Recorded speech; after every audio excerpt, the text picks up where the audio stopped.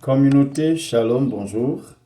Bonjour et bienvenue à cet espace de partage d'enseignements pratiques, d'enseignements sur la vie, d'enseignements de vie également. Nous voulons continuer avec ce même élan que nous avons développé, engagé depuis hier. Et aujourd'hui, nous rentrons dans une autre relation qui devrait être établi naturellement entre nous et ce que nous voulons et ce que nous recherchons. Nous voulons partir d'une réflexion ou alors d'un écrit de l'Ancien Testament dans la Bible chrétienne, et le livre choisi est le livre des Proverbes. Proverbes chapitre 15, verset 6 dans sa première partie.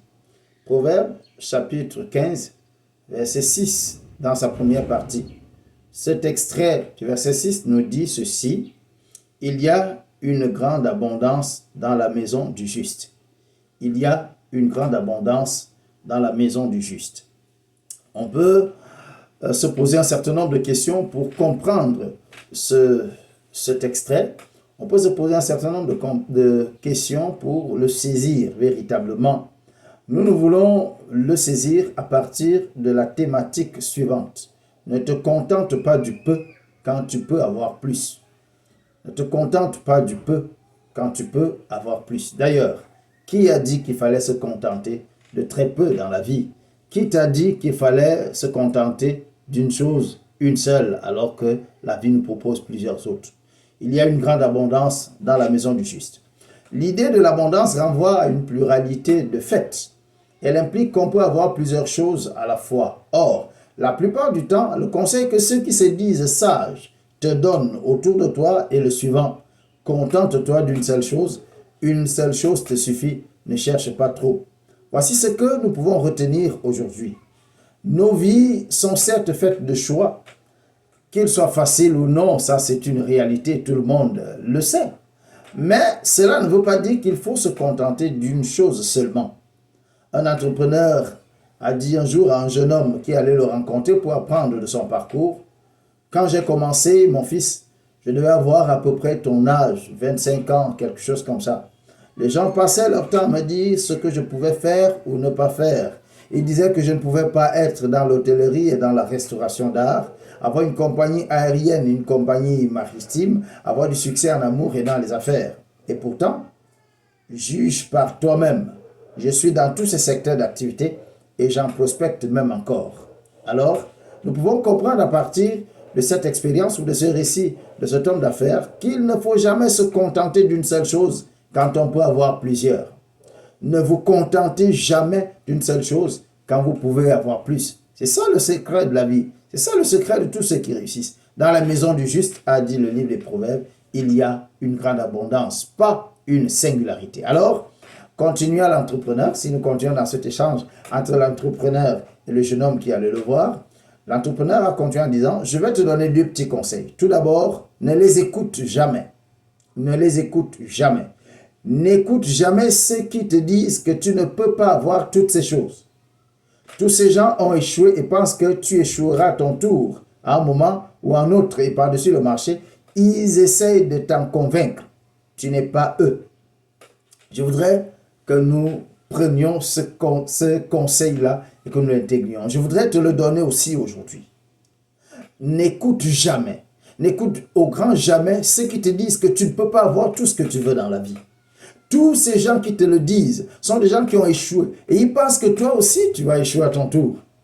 Et même, non seulement ils pensent que tu vas échouer, mais ils essayent de te convaincre que ce sera le cas. Ils travaillent dans ton mental, ils travaillent en toi, ils te font douter de toi-même, de tes compétences, et tu finis par croire qu'ils ont raison. Ils n'ont pas raison. En fait, tu n'es pas eux. Leurs échecs ne préfigurent pas tes échecs. Ils peuvent avoir échoué et toi tu réussis là où ils ont échoué. Alors, ne les écoute pas. Et le second conseil que l'homme d'affaires a donné au jeune homme, que nous voulons aussi partager avec vous aujourd'hui, il a dit: engagez à la fois les Allemands et les Italiens. Autrement dit, si deux propositions ou deux opportunités se présentent à vous, vous ouvrant deux portes distinctes, il ne vous est pas interdit de vous saisir des deux parce qu'on vous dit que vous pouvez suivre les deux lièvres à la fois. Ce n'est pas parce que les autres n'ont pas pu faire deux choses à la fois que vous ne pourrez pas.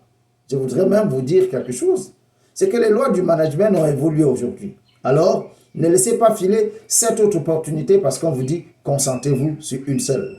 Vous avez en face de vous quelqu'un qui vous dit ou, changez ce ou en est. À vous de voir comment, mais changez.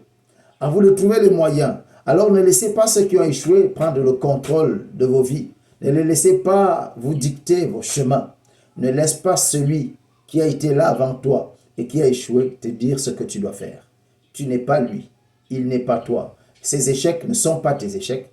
Ta réalité n'est pas sa réalité. Vous n'avez pas le même passé. Vous n'avez pas les mêmes capacités. Vous n'avez pas les mêmes réalités. Alors apprends à être toi et à laisser l'autre être lui-même. Tu développeras ainsi une réalité qui t'est propre. Personne ne devrait apprendre à se contenter du peu quand tu peux avoir plus. Ne te contente jamais du peu quand tu peux avoir plus. Parce que tu n'es pas né pour échouer. Tu es né pour avoir plus. Tu es né pour avoir beaucoup. Et toutes ces choses sont à portée de main. Il te suffit d'avoir de la détermination. Il te suffit de croire en toi-même et de te dire, je peux avoir ceci ou cela.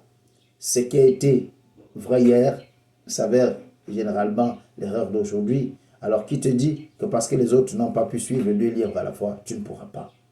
Tu as toutes les sciences aujourd'hui qui t'accompagnent.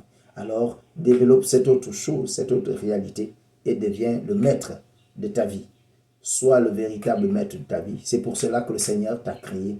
Il t'a créé non en esclave, mais à son image, c'est-à-dire quelqu'un qui est libre de toute pression. Agis donc comme quelqu'un qui est libre. Et surtout, partage. Il faut liker. Et surtout, amène les autres à s'abonner à la page pour qu'ensemble, nous construisions cette expérience qui a commencé avec toi et qui s'achèvera aussi avec toi. Que le Seigneur te bénisse.